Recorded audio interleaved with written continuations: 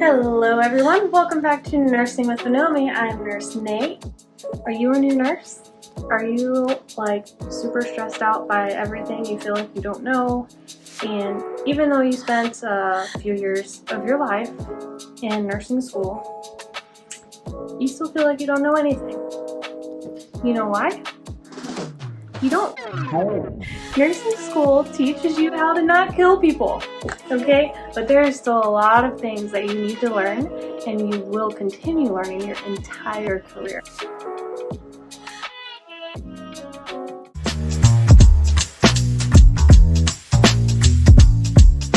I'm speaking from a personal background of long-term care. Maybe some things may be a little different for hospital nurses, but in general, they're probably similar.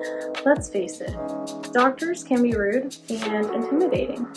However, doctors are just people.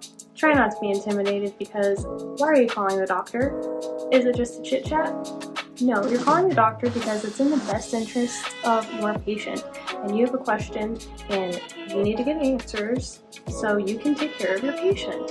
So if it's the middle of the night and you have a situation, who cares? Call the doctor, wake them up, and tell them your problem. And if they treat you terrible or whatever, who cares? Because you're looking out for your patient, and that's what matters. But when you do call a doctor, make sure you have everything ready for them. There is the acronym SBAR, which acronyms do not help me remember things. I can never remember what the letters stand for. Basically, you want to know the situation. You need to have all of your abnormal things together. If you're calling about anything, make sure you have their full set of vitals. You need to know if they're having any symptoms related to the issue that you're calling about. For instance, if you're calling because somebody has a blood pressure of 200 over 100, you need to ask that patient before you call the doctor, are you dizzy? Are you having blurred vision? Do you feel nauseous? Anything that can be a sign of high blood pressure. You also then want to have an idea in your mind of what you're asking for. We're going to go with a real life example of how to call the doctor and what you're going to say. Remember, I said that some doctors are not so nice, so we'll see how this one is.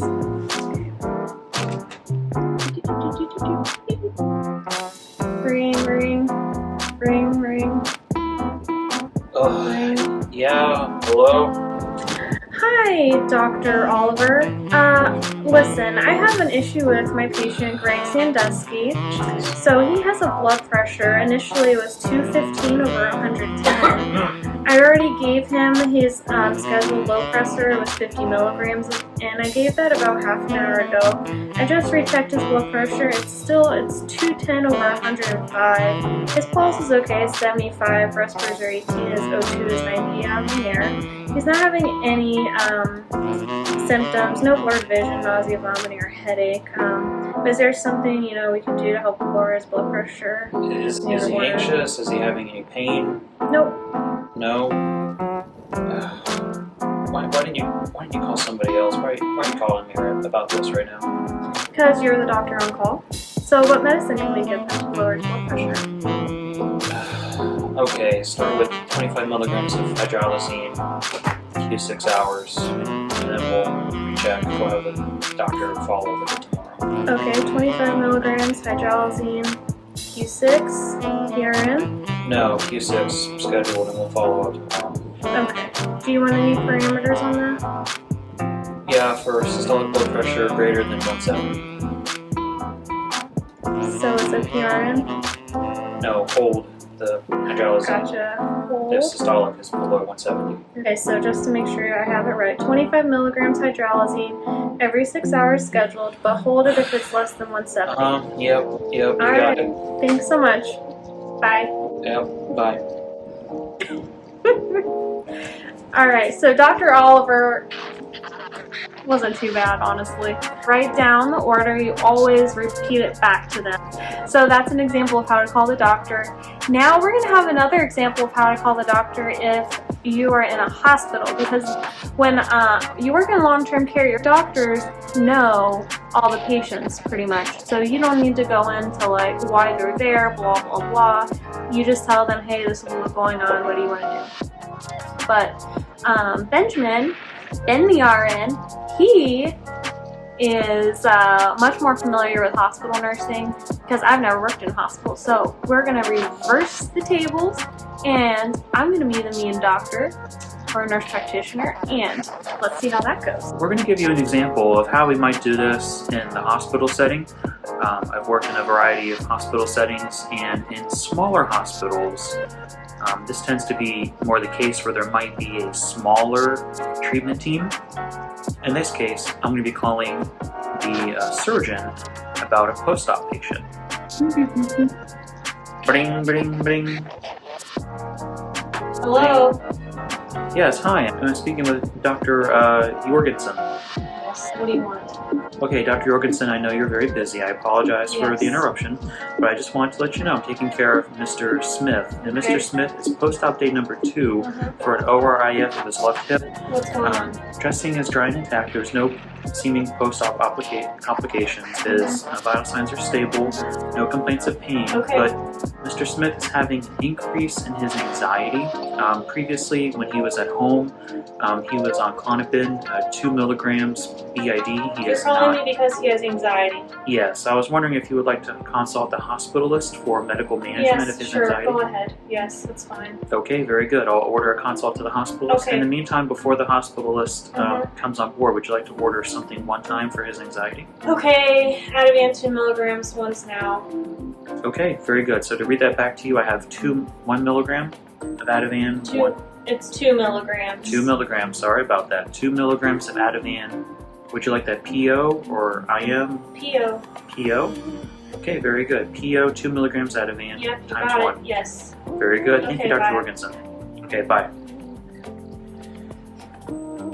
So, Dr. Jorgensen is a surgeon. Surgeons tend to be blunt instruments at times. Sometimes they might get annoyed when it comes to consulting for routine medical matters, but a wise surgeon will often consult the hospitalist immediately instead of trying to manage all these issues on their own. So that's been my experience anyway. Now in a larger setting like a university teaching hospital, they're already going to be on board. But this is maybe for a smaller community hospital. Surgeons may tend to take point and be the attending physician for everything. So that's an example. So have all of your stuff together, know what you're talking about, and just be ready, like Naomi has been saying. So thank you so much for joining Nursing with Naomi, and good to see you guys, and we hope to see you again soon. Thanks for tuning in. Otherwise known as Dr. Oliver and Dr. Jorgensen, I think. You forgot my name. I did. You're that forgettable of a doctor. Anyhow, so stay tuned next time, because I have something that's really going to help you guys in our next video, because we're going to talk about progress notes. But really though, we love our good doctors though. We do. Most doctors are not like that, but you do need to be prepared for when you get that occasional. We'll just say that they're a doctor and they're having a bad day. When you get their doctor on a bad day, we'll go with that. But generally, doctors do want to take care of their patients, and they're okay with you interrupting them, because like I said, it's part of their job, especially when they're on call. So just take it with a grain of salt and know that you're just doing it to help your patient. Alright, we'll see you guys in the next video. Be healthy and take care.